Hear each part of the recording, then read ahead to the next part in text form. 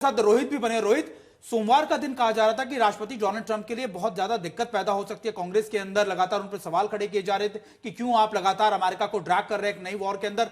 अब तो ये सारी शुरुआत हो चुकी है, अब तो ये कहानी आगे बढ़ चुकी है। अब सोमवार को क्या कुछ ऐसा हो सकता है कि अमेरिका के कदमों को, जो आगे बढ़े कदम है, उनको पीछे खींचा जा सकता है? देखिए, वोटिंग कराने की कोशिश करेंगे और जो बिल था वॉर का, और कि क्या अमेरिका को वॉर करना चाहिए नहीं करना चाहिए ईरान को, उस पे वोटिंग का प्लान था मंडे को। तो आई एम प्रीटी श्योर अभी भी उसे उसे वोटिंग के लिए लाया जाएगा।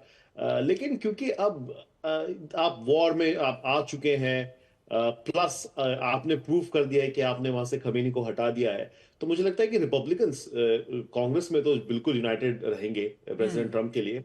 हो सकता है कि थोड़े सवाल हो, थोड़े डिबेट्स हो, लेकिन अब अगेन वॉर तो शुरू हो चुकी है, तो अब आप क्या करें? क्या अब आप कहेंगे राष्ट्रपति को क्या वॉर में वापस आ ना जाइए। जाए?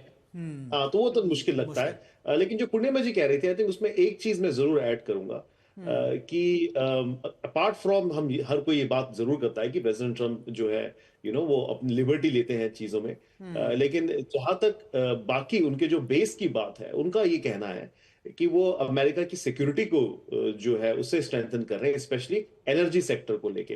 तो ये आई थिंक उनका बेस मानता है, और इसलिए उनके बेस में अभी भी वो बहुत ज्यादा पॉपुलर है। संजय मिश्रण सर, क्योंकि रोहित जिस बातों का जिक्र कर रहे हैं, रिजिम, आप लीडरशिप को मार देना, आप उसको न्यूट्रलाइज कर देना और रिजिम चेंज करना, दोनों में बहुत फर्क है। आपने लीडरशिप को मार दिया, आपने लगातार, लेकिन रिजिम चेंज कैसे होगा? क्योंकि रिजिम चेंज तो आपको लोगों के सपोर्ट के साथ ही करना पड़ेगा। लोग वहां पर, अभी भी हम देख रहे हैं, तस्वीरें आ रही हैं कि लोग सड़कों पर उतर रहे हैं लगातार अपने लीडर को लेकर और अमेरिका को लेकर बहुत ज्यादा नाराजगी जाहिर कर रहे हैं। और ये सिर्फ ईरान में नहीं, ये इराक में हो रहा है, ये सीरिया के अंदर हो रहा है। हमने कई यूरोपियन देशों की भी तस्वीरें भी देखी, लंदन की तस्वीरें देखी, जहां पर शिया कम्युनिटी के लोग लगातार सड़कों पर उतरे। तो ऐसे में अमेरिका के लिए वो रिजिम चेंज वाला पूरा कॉन्सेप्ट या थ्योरी बहुत आसान लग रही है, या फिर ये सिर्फ कहने के लिए था कि रिजिम चेंज कर देंगे?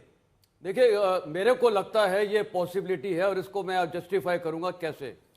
पहली बात, रिजीम चेंज में एक ये नहीं है कि लीडर को मार देना। रिजीम चेंज एक प्रोसेस है। पहला प्रोसेस तो था एलिमिनेशन ऑफ टॉप लीडर, जो उन्होंने कर दिया है। दूसरा प्रोसेस ये है कि क्या पूरा ईरान की जनता और जितने भी शियाद हैं खोमेनी के साथ या IRGC के साथ खड़े हो? इसका जवाब है नहीं, सब नहीं खड़े हुए हैं। आपने देखा किस प्रकार प्रोटेस्ट हुए हैं, और कई जगह कल भी दृश्य दिखाए हैं, और आज भी सेलिब्रेशन हो रहे थे कई जगह ईरान में। और खासकर जो विमेन फोक हैं, उनको जो सप्रेस किया गया है वहां पर हिजाब के चक्कर में, तो रिजेंटमेंट तो वहां पर है।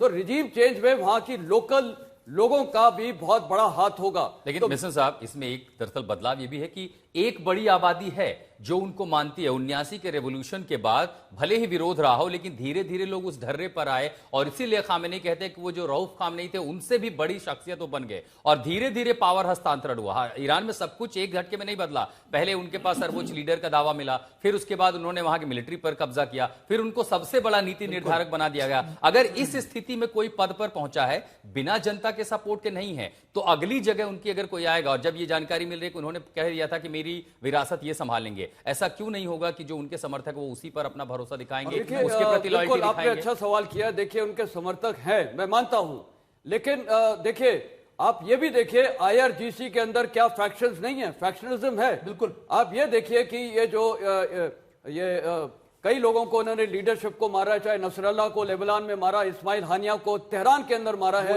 और ये भी जो पिन पॉइंटेड है वही तो IRGC से दे रहा है। तो कहने का मतलब फ्रैक्शनलिज्म है। ये मैं नहीं मानने को तैयार हूं कि पूरा ईरान उनके पीछे खड़ा है। ये 2-3 दिन का ये चलेगा, उसके बाद आप देखिएगा जो वहां की जनता है वो अभी धीरे धीरे आएगी। देखिए, 2-3 दिन तो ये चलेगा कि ये हम अपनी लीडरशिप के साथ खड़े हैं और स्टेज मैनेज किया जाएगा। देखिए, हम किसकी सुनते हैं? हम लीडरशिप की सुनते हैं, लेकिन आम जनता की क्या भावनाएं हैं? आप गल्फ कंट्रीज में जाइए। मैं खुद जब दुबई में था थोड़े दिन पहले, वहां मेरे को जितना भी एक फीलिंग मिलती थी, एवरीवन, सारे गल्फ कंट्रीज में फेड अप हैं इस रिजीम से। क्यों?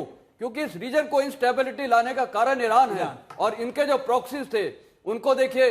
और दूसरा एक सवाल बड़ा अच्छा उठा है, प्रेसिडेंट ट्रंप को किसी ने भड़काया नहीं है। प्रेसिडेंट ट्रंप अपने 1.0 में उन्होंने टेल अवीव से इजरायली US एम्बेसी को जेरूसलम में मूव किया था। बिल्कुल। तो उनका भी मुद्दा बहुत क्लियर है, और ये पहली बार है कि अमेरिकन फोर्सेस अकेले ये काम किया है, सिर्फ इजराइल के मिल के साथ। नहीं तो जितने ऑपरेशन हुए हैं उसमें पहले हमेशा नाटो साथ थी। तो ये बहुत बड़ा क्लियर स्ट्रेटजी, एक एम था। हमारे साथ बिशंबर सर भी हैं। सर, जिस तरीके से मेस्टन सर भी कह रहे थे कि देखिए ये स्लो प्रोसेस है, बहुत टाइम लगता है। हम जब 1971 से बात करते हैं, 79 की जब पूरा रिजिम चेंज हो गया था, खासतौर पे पहलवी जो थे वो बदल दिए गए थे, तब भी 8-9 साल लग गए थे।